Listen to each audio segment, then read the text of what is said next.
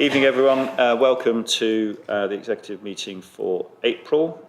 Welcome to anybody online. Just from the members' point of view, we can't see you on the screen at the moment, but Ms. Willis is keeping track of anybody that's raising any issues. There's everybody there. And we'll try and bring those questions to the meeting as a whole.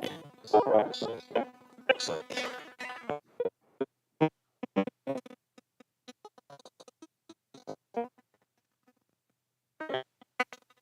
Uh, 18th of March 2025. It says to follow on the agenda. Are you? Yeah. Is it this one? Anybody? Agreed. Okay, thank you. Any declarations of interest from anybody on the topics for this evening? No? Okay, well, listen, if any pop up, then please just intervene and we'll get them sorted as we go. Public question time. Any public questions? No? Okay. So we'll move swiftly on to questions by members. Councillor Rowlands, you're up first, please. Thank you, Chair. I was just wondering what action is being taken to reduce Surrey Heath's housing waiting list, given that there were 409 households on the housing register on the 31st and 16.7 affordable premises being available, having been completed against a target of 35%. Councillor Rowlands, we lost you a little bit mid-flow there. I think it was the mic more than anything. I'll try. Thank you. No, it's not. I think it's a technology issue. If it happens again, we'll have to sort the mics out. So, maybe bring it a bit closer to you. okay. Yeah. What action is being taken to reduce Surrey Heath's housing waiting list, given that there were 409 households on the waiting list as of the 31st of March, and a record of only 16.7 affordable housing completions against a target of 35%? Thank you, Councillor Rowlands. I think, Lisa, you're going to respond to this one. Well, only really to thank you for your question. It's quite a technical question, so I will pass it to Mr. Stevens to answer. Thank you. Thank you for the question, Councillor Rowlands. It's most certainly a challenge, and it's not helped by the fact that we have private landlords that are leaving the market. So our housing register is obviously based on needs, and there is a prioritisation given to each individual or family on the housing register. We clearly try and locate them in the most appropriate place, whether that be private rented or within social properties, but the market is few and far between. So there is a fundamental challenge there. We do work in partnership with housing providers, as you know, so when there are new developments coming forward, we try to ensure the maximum amount of affordable provision that we possibly can as part of that development. And we also work with our registered providers to encourage them to build out in the borough. And as you know, personally, we walk around various sites in St Michael's trying to encourage one registered provider to build more social that hasn't amounted to anything yet. I'm quite happy to give you a more detailed written answer if that would help, because there is clearly a housing strategy that does look at exactly this topic, and I can probably provide you with an update and the rest of executive and those present on the actions we're taking thus far.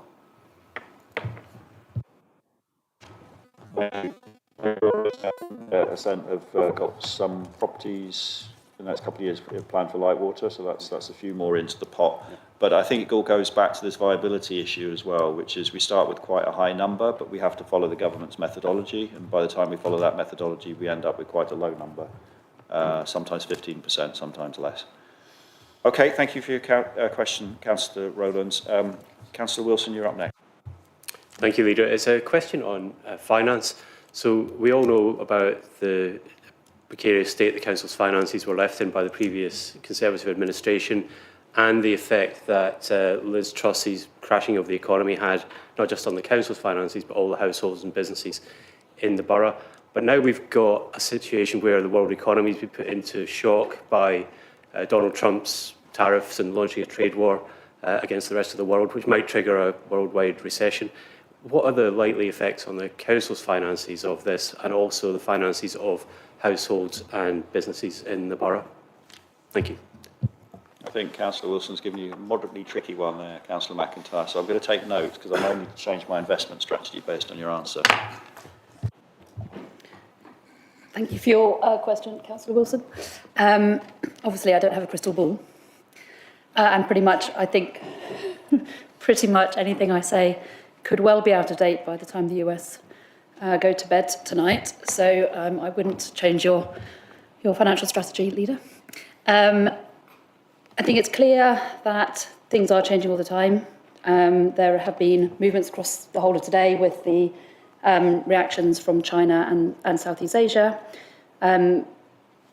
What we can, or the most likely effect certainly on the borough and our residents will be the effect on inflation. So as we've seen over the last few years, as inflation goes up, our costs go up, whether that's the borough, businesses or residents. And clearly as we go into a recession, then the likely impacts are going to be job losses and lack of income for individuals in terms of our residents, but equally putting pressure on our public sector nationally, not just locally. So, as I said, no crystal ball. It's going to be difficult to tell what exactly happens for our residents, but I think it's not going to be particularly pretty.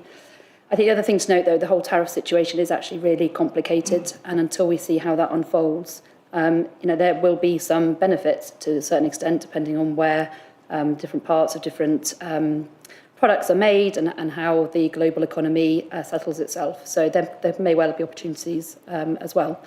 But essentially, I think inflation will be the main driver for any changes that affect us. Thank you, Councillor McIntyre. I suspect if history is anything to go by, it'd be the most vulnerable that get hurt the most. So we'll try and think that through in terms of our risk management when we look at the various service reviews that are ongoing at the moment. Anybody else? Please, Councillor Rowland. Another one. Has any action been taken to correct the statement issued by Surrey Heath Conservative Association that Councillor Jonathan Quinn failed to respect the issues related to the proposed children's nursery in Gordon Road when the proposed nursery is not actually in his ward? However, I could say, as far as he was concerned, that the councillor for Watchett's ward was with him and myself on a visit, and we met residents in relation to that proposal. The issue is that Councillor Quinn was quoted as doing nothing about that issue. First of all, it wasn't in his ward, and secondly, he actually was involved in the issue. Thank you, Councillor Rowland. I think I don't know anything about this particular topic. What I would say is that it isn't an executive function. I think Councillor Garrett and I have had many conversations about the fact that people outside this chamber more or less can say what they want, and we can't influence them to a degree, much as we might like to, from time to time. So I think that's basically a basic principle. If there is a specific issue where you can link it back to a councillor, then I'm sure the monitoring officer would be delighted to deal with the complaint, as we've commented on previously in this chamber.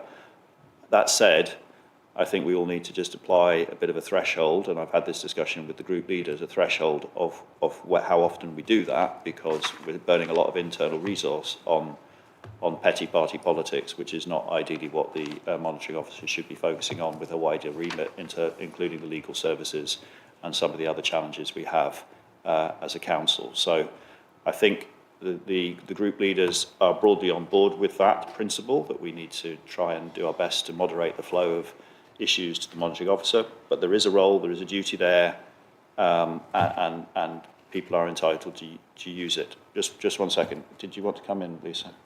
About the content of the topic or not? I can clarify the Yeah, involvement. yeah. If we could go to the content rather than the process here, but the quote was around the Conservative Association, which wasn't really appropriate for this committee. Yeah, so I'm not going to comment on what's been published by other parties. What I would say is that the property in question, it straddles two wards. So while it does officially fall into Watchett's ward, it is right on the border. Literally, one side of the street is Watchett's, the other is St Michael's. And I will just confirm that yourself and Councillor Quinn and myself met with concerned residents. And we did that very early on, as soon as the application was made public and residents requested to meet. That was done immediately. So it would be good if matters were corrected, but that would not be for me to determine. Just come back brief. Yes, you can, but just 1 second. Sorry, what's the application for? I missed that in the It's and maybe everybody else did as well. It's a change of use from a care home to a nursery property. A care home to a nursery. Okay, Yeah. thank you. With concerns really around highways and the issues with highways. Okay, very good. Thank you very much. Yeah, I understand all those caveats, but it was a written document that was put forward. The statement that the council concerned had ignored the issue and didn't play any part in rectifying it. So it was in the public domain that they'd gone ahead in that way. Yeah, so listen, I think we need to draw a line there. I think I've made it clear that unless you can link it back to an individual councillor of this chamber or another chamber, then to be honest, it's just free speech, and we have to let it lie at that, much as you may not like it, Councillor Rowland. I have to admit, I think there's an email back from the chair of the Conservative Association to me on a different issue, where I did ask a question about their internal complaints process, and it might be that's the route you have to go down. Okay. Any others? Yeah, Councillor Wilson, please.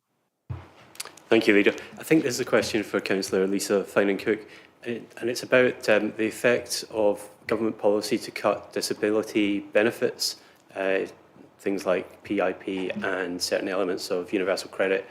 What effect, given the currently proposals at the moment haven't taken effect, but if the current proposals happened, what effect could we see on residents, vulnerable residents, or people with disabilities in Surrey Heath? What effect would it have on demand for services from the council and on the level of deprivation in the borough? Thank you. Thank you, Councillor Wilson, for your question. Obviously, the change in policy is very, very concerning. I would say that it's probably too early to tell just now what the impact of that would be. We do have really close working relationships, as you know, with Citizens Advice Surrey Heath and with the DWP, and we will continue our contact with them, monitoring trends and looking at the impact on people. As always, we look to support in any way we can with our very reduced resources, but yeah, we are certainly aware of it and we are very mindful of it and keeping an eye. It's a bit of a watching eye, I'm afraid, because it's a bit like the crystal ball. We don't really know at the moment what the effect is going to be.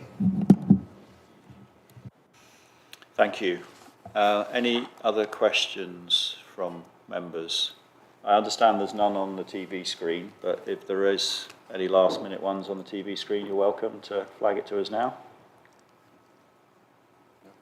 No? Okay. Very good. Going, gone. Okay. Right, we move on to item 6, which is the options for Surrey Heath lottery. I have to admit, I have no idea who's got this one. Is that yourself? It's me. Yeah, very good. Thank you. Thank you, Leader. I'm trying to limit my voice, and it's already worked a little bit harder than I'd anticipated this evening, so I'm going to be brief on this one. The paper is before you. It's been introduced against a background of an increasing need to manage costs and the financial sustainability of the council and the service reviews that have considered how best to achieve this. The community lottery raises money for charities across the borough. However, it's questionable whether a council should be involved in a gambling activity, particularly when there are running costs that could be reduced or removed. You can see that the officers assess the annual cost of running the lottery to be in the region of £4,000, and in terms of officer time and resources, and we're aware that the government have now introduced a gambling levy to support research into the damage that gambling causes with effect from the 1st of April 25. Whilst I've no doubt that a community lottery does in reality create minimal harm whilst raising money for good causes, it's not something that I feel this council can continue to support given the above. Officers have explored with the supplier and other community groups whether the lottery could be taken on by an alternative community supplier. However, to date, that has not been successful. My view is that the likely option now, if these resolutions are agreed, is that the head of transformation will give the supplier notice to close the lottery. The notice period is 3 months, and this should allow community groups to consider other arrangements, for example, other lottery suppliers, to raise funds, and will also allow the supplier to continue to look for other alternatives whilst limiting the council's financial exposure. I do want to take this opportunity to thank the provider for their support for the community fundraising and the good causes that have come out of the lottery, and also officers for their support of the scheme. Thank you. Thank you. Any questions or observations for anybody in terms of this paper? Please, Councillor. Thank you. I'll try not to make it a very long question, so you haven't got to have a long answer. It's an interesting one, isn't it? I know that because of the state of the council finances, we're having to remove grants for, obviously, other community organisations. So this is, I suppose, a lifeline of small grants for some of these charities that are being supported. And I know at the end of the year, they can put a bid in for the funds as well. I know also that other districts and boroughs that aren't just in Surrey do similar lotteries as well. So the £4,000 cost of running it, is that not covered within the 40% difference between the 60% that is the winnings, as it were, that is donated? And if not, what is that 40% used for? Because I'm just conscious that if we're looking to farm it out and someone else we don't come up with someone else to do it, we might end up dropping the lottery. So I'm just interested to see how that goes. So essentially, the costs aren't covered by any revenue raised by the lottery. Mrs. Kipping, I don't know if you want to add anything. My voice is totally failing. Thank you for the question, and of course I'm happy to contribute. So the £4,000 estimated are officer costs, and the officer responsible for the lottery has left the organisation. So we would have to recruit new resources to keep the lottery going as an officer supported activity. So although they are essentially indirect running costs, if you like, it's not something that the lottery can't contribute to employees' salaries, so they would be costs that we would have to incur as a council. I don't know whether there's any more detail that would be useful for you, Councillor Garrett. Ms. Okay, Kipping, thank you. Yeah, could I just I have a suspicion I understand where Councillor Garrett's coming from, because it says in 1.2 that for a £1 ticket, 60% of the purchase cost goes to the good causes. So for me, that implies that the other 40% goes on the winnings. Is that a fair assumption? I think I'd need to probably contact Gatherwell to get an exact breakdown, but what I can confirm is they don't come to the council to contribute to officer costs. Okay, thank you. Thank you. But my assumption is, let's go with a hypothesis for now. My assumption is you buy a ticket for £1, 60% goes to good causes, 40% goes to the pot for the winnings. What Ms. Kipping is saying that is out separate to that is costing us about £4,500 because of the £400 for the licence as well. So actually, we're spending £4,500 to raise £6,000 for good causes. So it's actually not a great return on investment, one would say. I mean, it's an interesting timing of this because obviously at the last council, I made the statement around signing a letter that Councillor Mohammed Butt had raised around changes to the gambling laws. It's just coincidental that's come together. I can just update members that 38 councils signed that to date, and it is truly cross-party. So it was interesting to see that, having reviewed the list of the names and having some idea who's in control of what. So it is, I think, is acknowledged as a national interest, a national issue that gambling is a concern in specific communities, and therefore, as the councillor said, that it's not necessarily in line with our philosophy as a council to continue it, particularly with these fairly meagre returns and the squeeze on resources. Councillor Garrett, did you want to come back on anything? Anybody on the TV screens? Okay. Anybody else got any observations on this one? Okay, so let's hope from the charity's point of view somebody else could take it on, but as I said, there are risks to that in terms of what people are spending the money on. Are we as a executive agreed with the recommendation in this paper? Agreed. Agreed. Okay, thank you. We move on, probably to the main event, I would have said, Councillor Rice. I'm offended. I'm offended. Yeah, well, okay. Resurfacing works at Frimley Lodge Park. Over to yourself. Thank you, Leader. And I'm very pleased to be bringing this report this evening. It's a combination of a lot of work by a lot of officers I'm very thankful for. Frimley Lodge Park opened in 1988, so it's only a year older than I am, and has become the borough's most high-profile and frequented park, attracting in excess of 25,000 cars parking in the car park every year.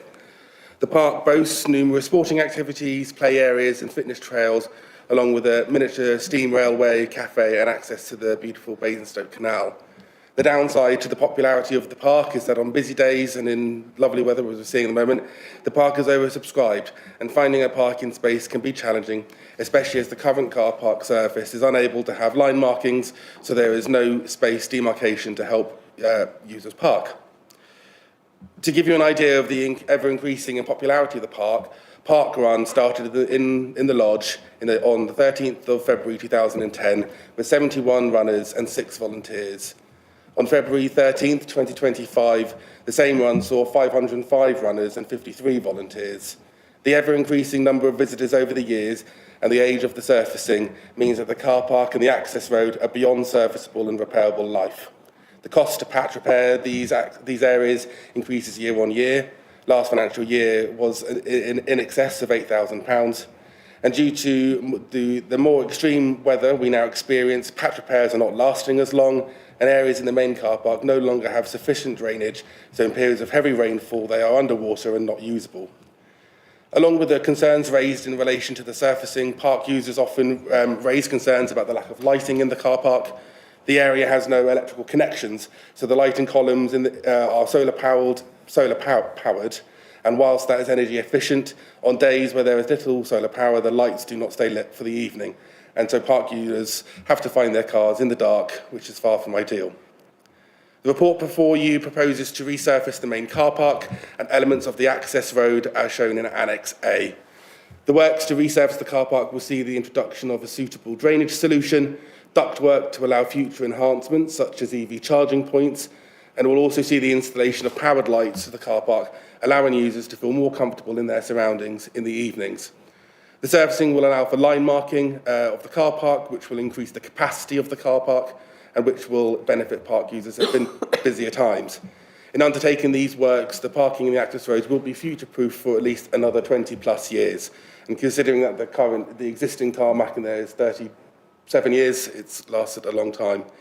Annex B has a report with a breakdown of costs, but I will remind members that if we wish to discuss Annex B, that would have to go into Part 2, and I'm happy to answer any questions on the report. Thank you, Councillor Rice. Yeah, I've realised at least 60% of my questions would end up in exempt, so I'm pondering how I'm going to ask them without triggering that. Councillor Garrett, please.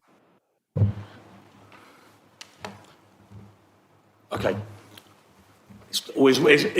It's always a challenge to try and think of a way of asking a question so it doesn't have to go into part two, and I think I've got that. So the figures that are in Annex, whatever Annex it was, Annex 1 I think it was, Annex, but yeah, show some figures, and it says that they are as of September 2023.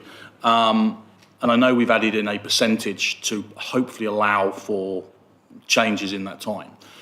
Is, based on we know costs have gone up a lot in that period of time, is that a realistic figure? Obviously, we're looking at SIL funding for this, and I totally support this. I've been there in recent weeks, actually, and yes, it is looking tired, and I agree with the lights side of things. But I'm just conscious that we're suggesting a paper based on a figure, and I'm not convinced that figure is maybe as accurate as hopefully we would like it. Hopefully we haven't got to go into the figures to that. I will attempt to answer that question, and Mr McCubbin is here to step in when I don't answer it correctly. My understanding is that the initial report from 2023 was based on professional advice on the cost of at time, and there's been a inflation relevant increase which has been assessed to cover that increase of the costs, and I will pass over to Ms McCubbin just to round off that answer. We did seek advice, specialist advice on the inflationary, I can't say the word, the amount that it was increased by, so that we are comfortable with the figures that are being proposed. Fine, so that was my, I wanted to make sure we sought advice rather than we just bunged a percentage on top. Okay, fine, thank you. So it probably reflected the sorts of activities and the materials that we're using for this job rather than being a general RPI figure. Yeah, okay, please. Councillor McIntyre. My question is linked to that, really.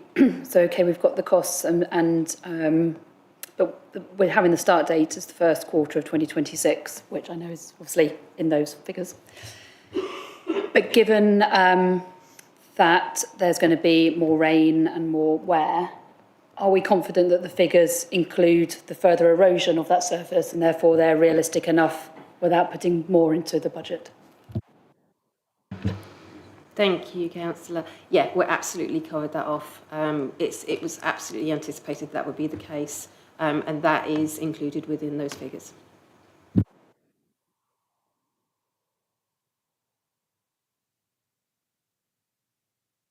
No, I don't think I need to.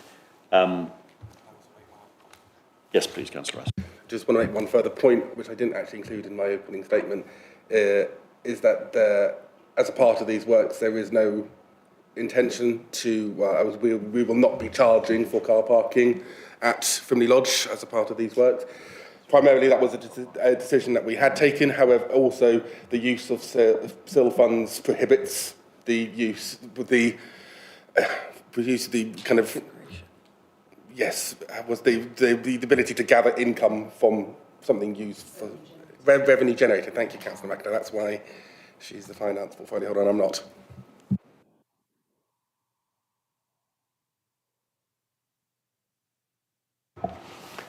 Okay, any more? No? Please, Councillor Ashbury. Obviously, I have a deep love of car parks and car parking. So my question is, how long is that provision that we cannot generate revenue from spending SIL? Is there a time or is there an opportunity in the future when we next come to have to do further maintenance and there might not be sufficient SIL money to do it, to generate some revenue to cover those costs? The honest answer is I do not know. Okay, so we need to take that one away. And I don't know whether it's because of people on annual leave and everything else, but I can't quickly see whether my questions will be answered, but I don't think it's going to influence my decision on this one. So hopefully I can get clarification on those after the event as well. I think you might actually be best to answer this, Councillor Ashby. Can you remind us how much SIL is in the general pot at the moment? in the general pot at the moment, so as of close of 2024-25, there is approximately £4 million. Okay, so without getting into numbers, this is a substantial amount, but not the majority. Okay. That's what's in the pot. That's not what's committed. Yeah. There are commitments from there, and there are outstanding But there are also income as well. debts, but there will also be income. But as of end of March, it was around £4 million. So that's not what's available. That's what currently is sat in the pot. Okay. And I think it's maybe worth, again, without getting into too specifics, just reminding people the implications of spending the SIL, which is that we effectively are looking after a trust fund on behalf of the residents that's been given to us by developers, and we will be losing the income on the investments that we have linked to that pot of money. On the flip side, and I don't know whether, Ms McCubbin, you have an average number over a number of years, we should be losing, for argument's sake, the next 25 years, a substantial amount of the repairs and maintenance costs that you've been carrying. So we'd be saving money on that side, which isn't currently covered by SIL. It would be coming out of our repairs and maintenance budget of the council. Yes, that's absolutely the case. At the moment, as Councillor Rise alluded to, we spend in excess of £8,000 on just potholes alone, but there's other maintenance attributed to the area as well, on the lighting columns and things like this that have had to have maintenance works on them. So there would be savings year on year as a result of undertaking these works as well. Okay, so I've just got, please, Councillor Garrett. We might need one of Councillor McIntyre's crystal balls for this one. You mentioned May 20, I can't remember what the date was it May 26 in the paper or something? Okay. With the LGR that's currently forthcoming, is there going to be a point at some point in the future, and again, I say crystal ball, where we won't be able to spend our SIL money, and is there any way we can get that done quicker? I love your thinking, Councillor Garrett. We may be on the same page on this one. Is it a section 32 or a section 24? Remind me. It's a section 24. So we do think a section 24 will come in at some point, which will stop a number of things happening, particularly disposals or investments. We don't understand the full ramifications of that yet. It doesn't mean you can't continue to do things. It means you have to consult other people or consult or inform. So we need to let that process run. I think there is a view that potentially there may be a voluntary one comes into play earlier on. Would this one hit the threshold? Probably, but we don't know what the threshold is yet. But equally, I think if we'd made the decision and entered into contract before that date, then I think that would be it done and dusted. The one that's more of a concern, I think, that we've touched on in other meetings is the Joint Waste Solutions contracting, which goes live at the same time as, in theory, the local government reorganisation does. So that's the bigger issue for us than this one. But it's a fair question. It's a good question. I don't think we are going to artificially look for projects to do, but equally, as you've kindly said this evening, in the right spirit, this is a job that's been waiting to happen for quite a long time. It is like the Himalayas down there, and it is also pretty deep the water at the wrong time of year as well. So it isn't great from a residents' experience point of view, and it doesn't encourage people to get out and enjoy the facilities. So I think it's the right thing to do, and if there are other projects that come along, and if anything, we're also saving, we're saving repairs and maintenance money. And we obviously have the developments that have gone on in, is it Water's Edge in your patch, Councillor Rise, and obviously Middenhurst as well, which is adjacent. Maybe you want to comment further on any of that. I wasn't necessarily going to be talking on SIL, but obviously this part of the borough, Frimley Green, Mitchett, Deepcut, Frimley, is probably the area where we're going to be seeing the most level of development over the next few years. We'll see what happens with the local plan. So it would make sense that we can use SIL on those areas, but I am always very clear that we use SIL to benefit the entire borough, not just specific wards. I did just want to add on a further point with SIL, just going from Councillor Ashby's. I've just sought advice from the officer as well, is that the number that Councillor Ashby raised was about 4 million left in SIL. The figures for this were already kind of attributed before. So essentially the cost of this is not coming out of the 4 million, it had already been accounted for as being taken out. So it's not, don't think of 4 million minus, think of 4 million as now moving on.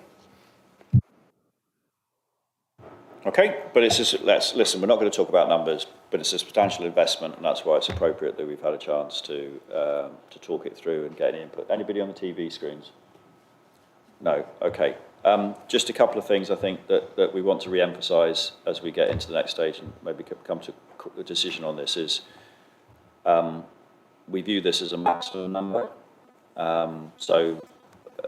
If that could be clearly minuted, that we'll be looking for the officers to look at scope reduction if required. I don't know what that means. Probably means a few feet less tarmac, or metres if you're gone metric. Councillor Rice, you want to come back in again? Yes, I do just want to draw the committee's attention to the recommendation. We'll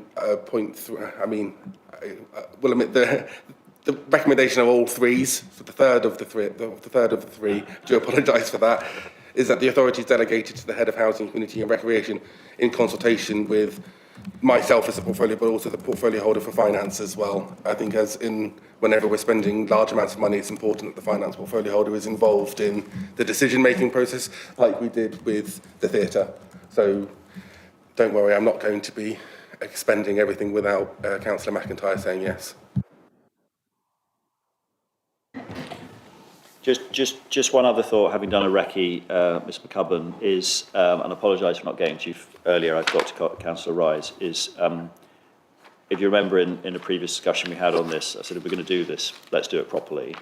I think there's an opportunity around signage within the park that we can also upgrade, particularly to drive the right behaviours in terms of where people park and stuff. I notice there's a bit Heath Robinson in a few places at the moment. And maybe we take the opportunity to do that, including line marking, etc. So, because what we're also trying to do here is protect the natural environment. I think it was yourself when we went down there, was making the observation around people parking on the tree roots and all that sort of thing. And I know we don't solve all of that with this proposal because it's further down in the park. But if we can improve some of those things for the natural environment as we go along and drive the right behaviours, then we should. And one other thing I'd like consideration of is, when this is in place, and I'll be honest, I don't know what we do today, what our enforcement strategy is around the parking within the park. So whilst we may be saying it's free parking, if you aren't behaving appropriately in line with our local bylaws or whatever for the park, then we should have the right to enforce appropriately. Like I said, I don't know what we do today, so I'll give that one as a gift and you can go away and think about it. But it's certainly something, if we haven't got something in place, we could consider doing it, because no point have a great facility and trashing it. But maybe I'll hand back to you to put me right. Thank you. Thank you.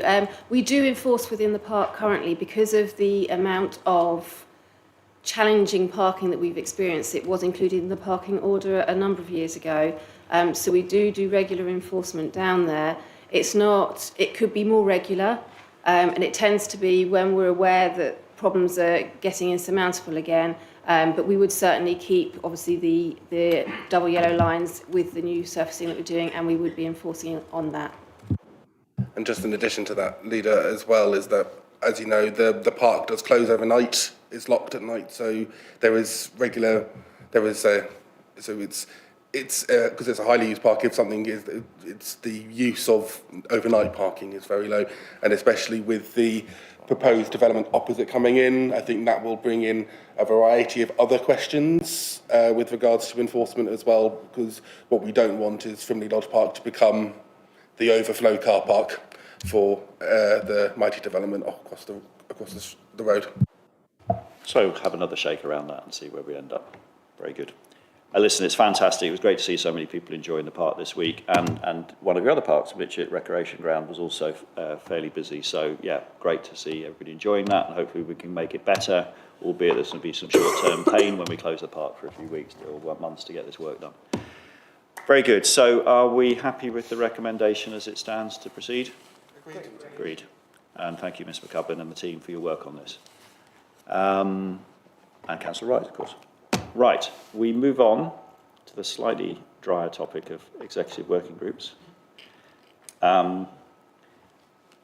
Yeah, this was with me for my sins. Is this an executive function? Yes, it is still with me. Any questions on item 8, executive working groups?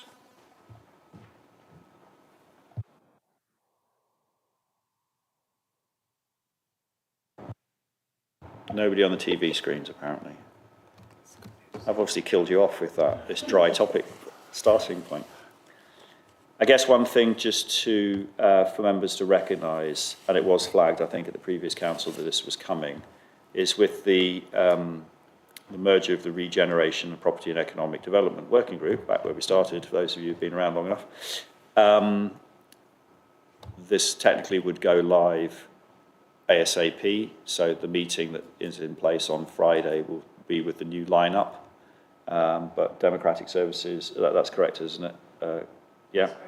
Yeah, so Democratic Services will just remind members tomorrow who's invited and who isn't, as we have had some issues around confidentiality related to those papers. Okay, any... No, oh, please, Councillor McIntyre. Just a really quick question. Has this been aligned with group leaders? Has this been aligned with group leaders? I think we discussed it briefly, didn't we? That this. Yeah, well, exactly. Yeah, but I think we discussed that we were going to make changes to the working groups. And if you remember, Councillor Wheeler said, if you don't let us have working groups, we're going to have more call-ins, which of course is kind of interesting because she's just called in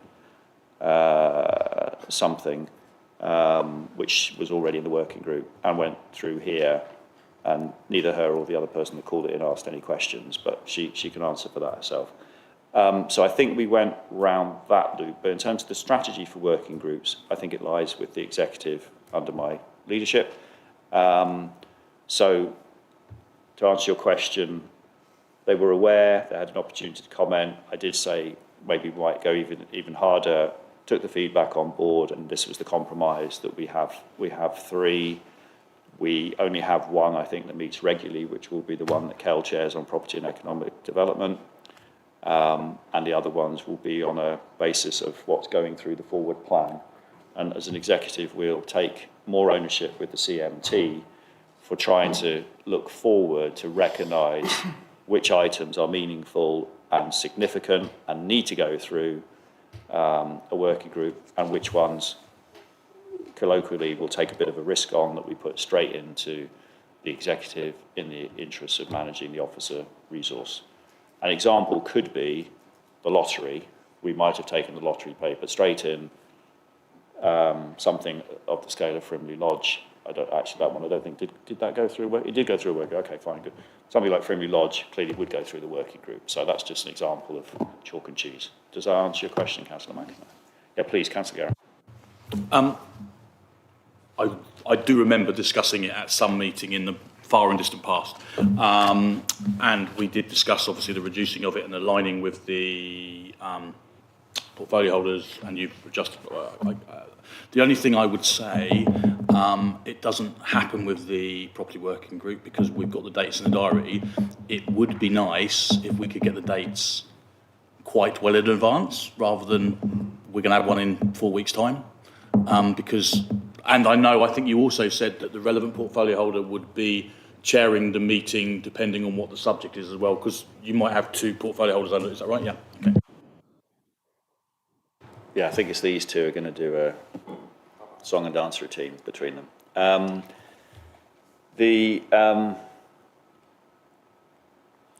If we get the planning right, then, and we look far enough ahead, then we shouldn't be looking at month 1. We should be looking at month 2 to seeing what's coming up for the executive, and that will give a minimum of 4 weeks. We should even be looking at month 3, and that will give an indication, because really month 3 gives an opportunity for it to go through the working group properly, those comments to be incorporated, and for the final result to be better. So that's the thing we're going to have to change a little bit, is to be looking further ahead, so that we're really seeing what are the chunky items that need a working group. But your point is absolutely spot on. We recognise it. I think we're committed to no less than 4 weeks. But I think we do want to head more towards 8 weeks to give people plenty of notice. Yeah, so that's the intention, Councillor Garrett. I don't want to promise you 8 weeks, I'm just saying the intention is, yeah. Any more? Right, so then we've got my small administrative issue, which is, I think, as I flagged to Ms Willis in the preamble, in the report, it states that most of the working group minutes will be open to the public, and then the regeneration one and the property and economic development one will be restricted. But then when you go through the detail, it says they're all exempt. So I think if I just give an example, it says 2.2, it says that Morgan and the team met on the 3rd of October and the 12th of December. It says the notes of these meetings are attached, but it says it's exempt, which contradicts what it says above. I think they're exempt at the moment. Are they exempt at the moment? But then it contradicts what it says further up, so that's why I'm a bit confused what the intent is, because further up it says...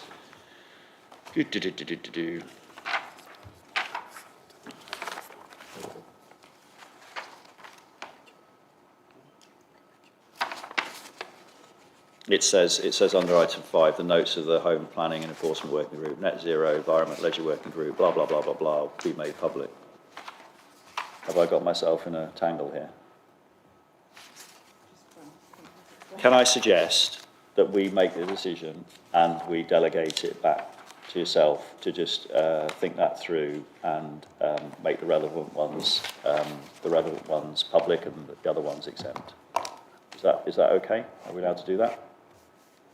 Or I could explain. Please explain then, yeah. Yeah, thank you, Chair. So just for clarification, where I've added the terms exempt in paragraphs 2.1 to 2.4, that was really for the public information. So at the moment, they can't see them. So that's not related to, I think, what I've added in the actual recommendation. And that sets out where the intention is to make them public. Does that clarify that for you?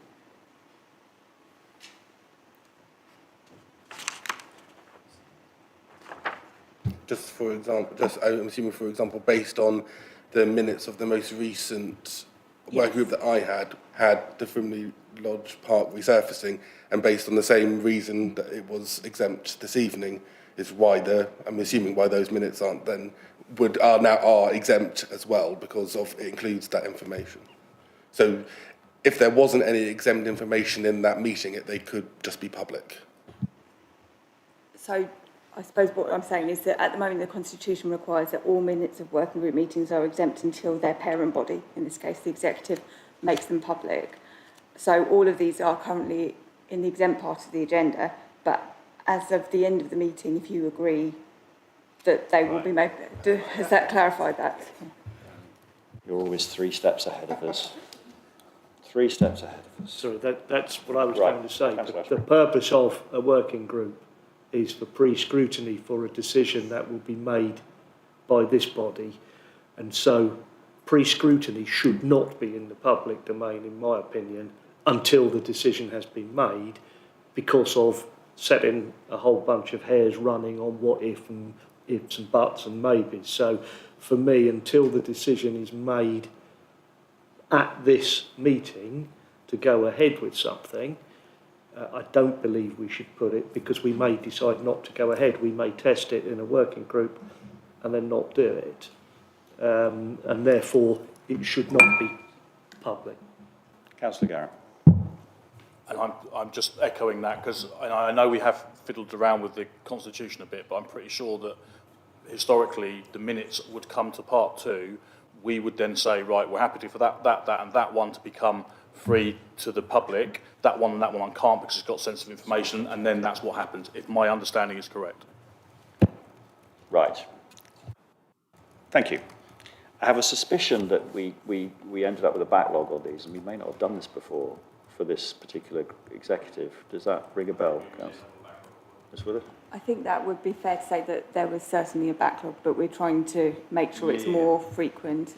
Which might be why I've got spooked by it. Right, so what we're saying is we have to go into exempt now and then make a decision on which ones are going to be released, are we? Or? So I would say you don't have to go into exempt unless you want to discuss the detail of any of the Right, notes. right. But we do need to make a decision. you can take it as a high-level principal decision Right. in public. Okay. Sorry, just a follow-on question from that then. If there is exempt information in the working group minutes, which is still exempt, does that then remain exempt after we've... essentially, for example, with the resurfacing works, there is information which is still exempt, doesn't become public tonight because there's commercial sensitivities. I'm assuming the working group minutes would also then remain exempt of that information, but what would have been public tonight would still be public in the working group minutes. Yes, I think that's correct, yeah. So it's not an automatic process to make them public. It's just if someone asked for them, we would check that they obviously don't still contain any commercially sensitive information, for instance, the resurfacing numbers. But yes, as a principle, they will, by and large, the discussions that have happened will be made public, but generally speaking, we will also make sure that there's nothing confidential released. So just following on from, I didn't expect this one to go so. Just following on from Councillor Rice's helpful interjection. So let's take the meeting where Frimley Lodge was discussed. There were, say there were 3 items on that agenda. 2 are non-exempt and ready to go, and 1 is exempt. Would we issue the non-exempt ones now, or we will hold them all back until such time as to the public, or will we hold them all back until all of them have been freed up? I think that's a matter for you to decide, I guess, as part of the decision you're making this evening. But as I say, we don't tend to actively make them public. So if they are broadly public, we would, but maybe redact certain elements of it if someone asked for them, for instance. Okay, this is definitely more complicated than I expected. So do the chairs have a view as to what they want to do with the minutes of their meetings? Obviously, we're sitting pretty because ours are going to stay exempt. Brilliant. So that's back, which is to make them all unexempt apart from anything where there's currently still an exempt item. Yeah, so I was just saying, I would be happy for just it to be based on along the same lines as I do think they should probably come back for executive approval, but the presumption should be that they can be public. That's what I would say after being approved by executive. Yeah, fair enough. But for this evening, with the ones that are listed, we're saying we make them public unless but we redact any individual items that are still exempt. Is that everybody's understanding? I think it's also. I think it's a more better word. Make them available to the public rather than make. I think we're getting confused on making them public, as if tomorrow you're just going to put up a load of minutes on the council's website, which I don't think we are. It's just that they would be available for the public to request them. I think is that correct, Ms. Willis? Yes, I agree. That's perhaps a better way of phrasing it, and I can update the decision to reflect that. I could also add in, subject to the redaction of any commercially sensitive information, they will be available to the public. Fine. Seeing as we're having such fun with this one, why would we not publish them publicly apart from exempt parts? I don't wait for people to ask for it. I don't see why we would do that. May have been a custom and practice in the past, but in theory we want to aim for full transparency apart from anything that's commercially sensitive. So why would we not publish them onto the wherever the right place to put them is? I have no problem with that once the decision has been made here, making the discussion at the working group and the minutes of that public would be fine because the decision is then made. It's before decisions are made that I don't think we should be allowing deliberations of working groups to go out into the public domain. Fully agree. And also, items could still be redacted even after we publish the bulk of them. Councillor Garrett, if you wish to come back in and give us I'm not wishing to complicate this, and I'm hoping I won't. So I think at the moment, any let's use the executive as an example. When the executive goes on the website, the minutes automatically go on there once they've been approved. The working group aren't on the website, are they? Because the meetings aren't there.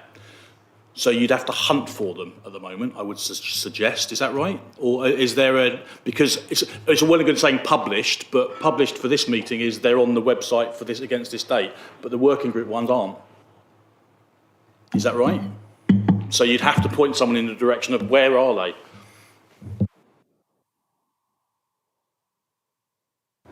Yes, that is correct. But I guess it's all about the settings. So at the moment, the working groups are set so they're sort of at intranet level only, and the committees are at public-facing websites. So I'm sure we can find a way to do that.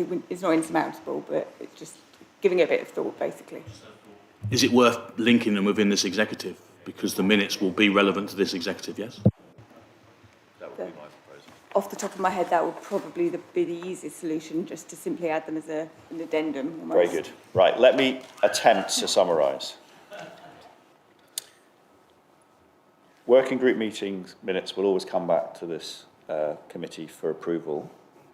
Once the notes are approved for release, they will then be linked to the relevant item on this agenda and made available and visible to the public, apart from any redactions of exempt items, which could include obviously future decisions, which goes back to Councillor Ashbury's point.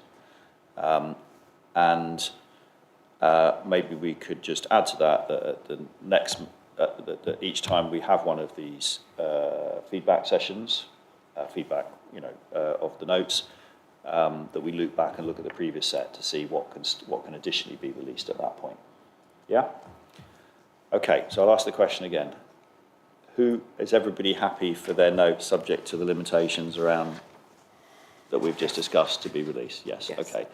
Right. Are we happy with the recommendation as it stands with the various things we've added to it? Agreed. Agreed. Okay. And are the Democratic Services and Monitoring Officer happy that we've stayed within the confines of the Constitution in that discussion and our decision there? A nod will suffice. Yes. Okay. Good. Splendid. Well, it's always the funny ones that catch you out, isn't it? Right. And we've managed not to exclude the press and public, didn't we do well? I think we don't need to go into exempt to discuss anything further, do we? No. Listen, thanks very much, everybody, for your contribution and for those of you that joined us on the TV screen that we couldn't see.